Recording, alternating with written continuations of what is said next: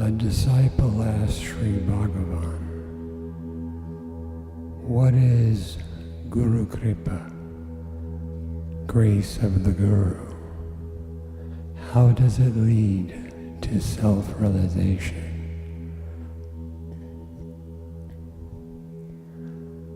Sri Bhagavan replied, "Guru is the self. Sometime in all his life, a man becomes dissatisfied with it, and not content with what he has, he seeks the satisfaction of his desires through prayer to God, etc. His mind is gradually purified until he longs to know God, more to obtain his grace than to satisfy his worldly desires. Then God's grace begins to manifest.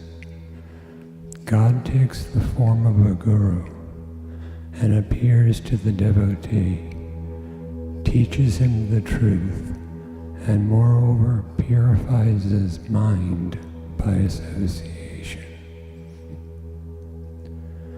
The devotee's mind gains strength and is then able to turn inward. By meditation it is further purified, and it remains still without the least ripple. That calm expanse is the self. The Guru is both external and internal. From the exterior, he gives a push to the mind to turn inward. From the interior, he pulls the mind towards the self and helps in the quieting of the mind. That is Guru Kripa. There is no difference between God, Guru, and the self.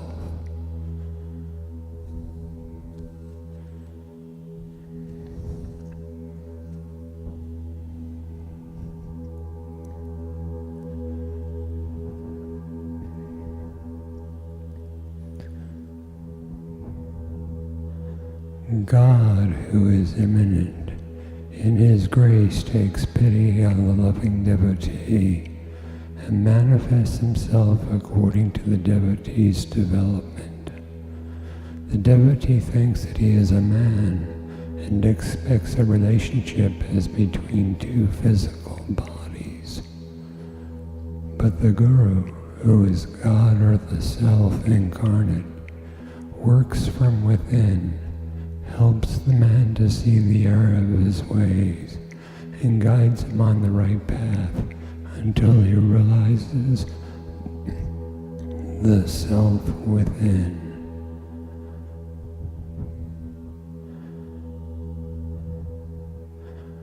The disciple asked, "What should the devotee do then?"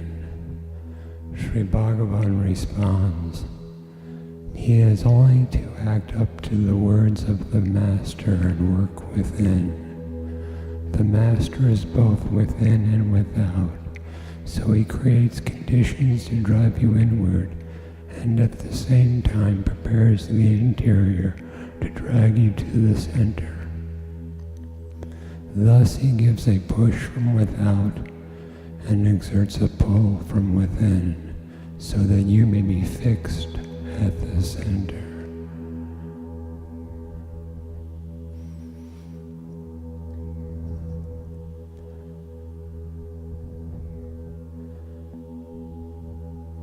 You will know in due course that your glory lies where you cease to exist. In order to gain that state, you should surrender yourself. Then the Master sees that you are in a fit state to receive guidance, and he guides you.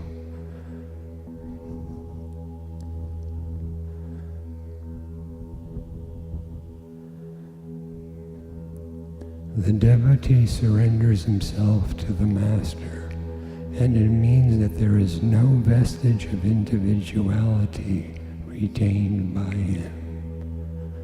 If the surrender is complete, all sense of self is lost, and then there can be no misery or sorrow. The eternal being is nothing but happiness. That comes as a revelation. And the disciple asked, "How can I obtain grace?" Sri Bhagavan replies, "Grace is the self. That also is not to be acquired. You only need to know that it exists."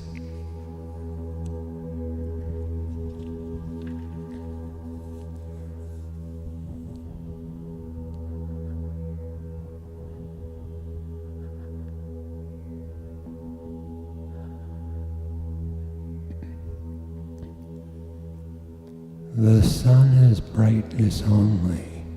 It does not see darkness. Yet you speak of darkness fleeing on the sun's approach. So also the devotee's ignorance, like the phantom of darkness, vanishes at the look of the Guru. You are surrounded by sunlight. Yet if you would see the sun, you must turn in its direction and look at it. So also, grace is found by the proper approach you make, though it is here and now.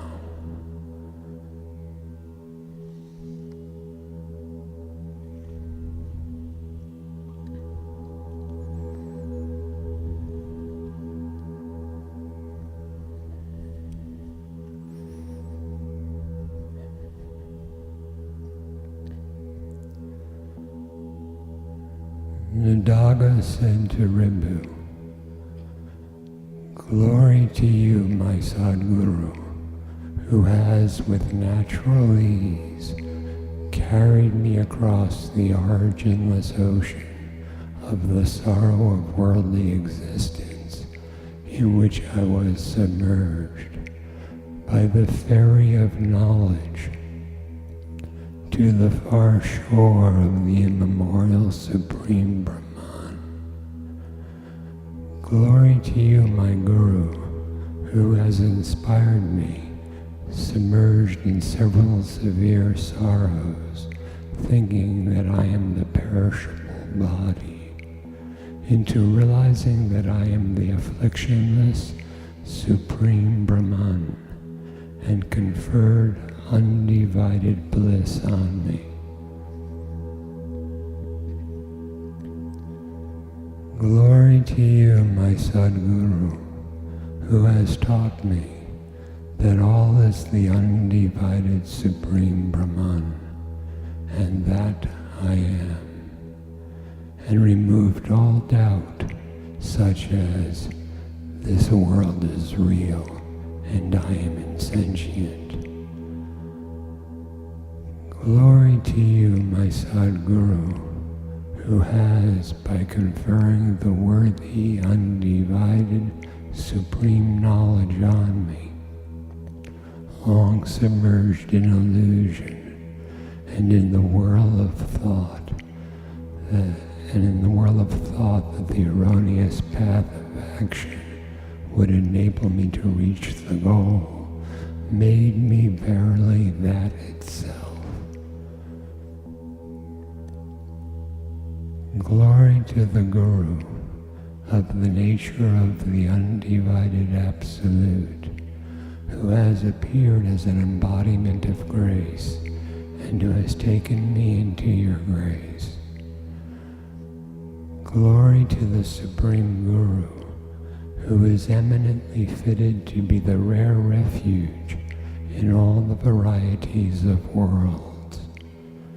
Glory to the Guru, who is blemishless, partless, peerless, and pervasive without a pause.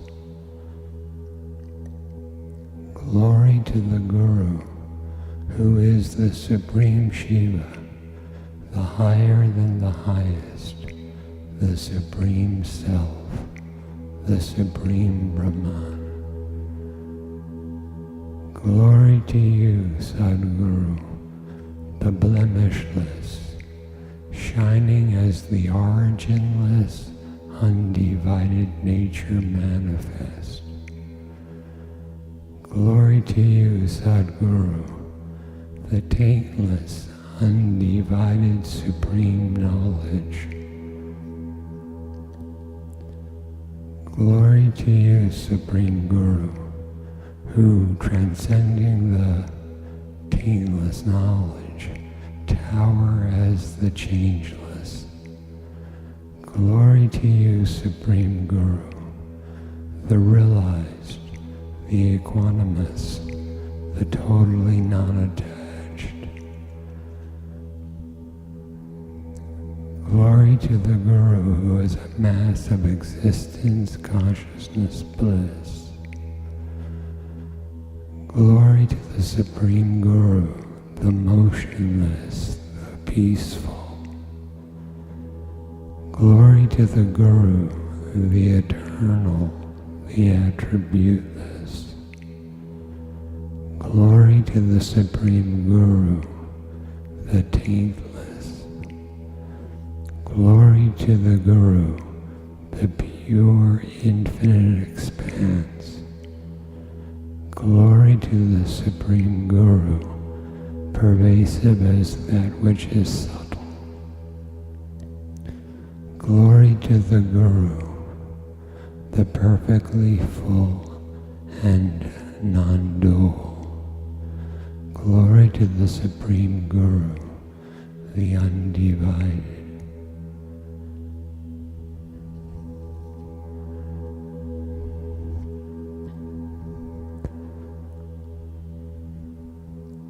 Honored Guru, with the sublime knowledge beyond comprehension, by your compassion, small-minded I have overcome my littleness and have grown to the being, the great, undivided, complete, perfect fullness without separate identity.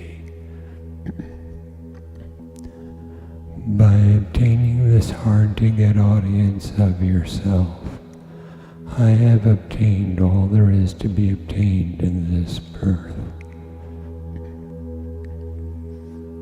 By the rare relationship with your grace, I have become one who has successfully fulfilled all that is to be done.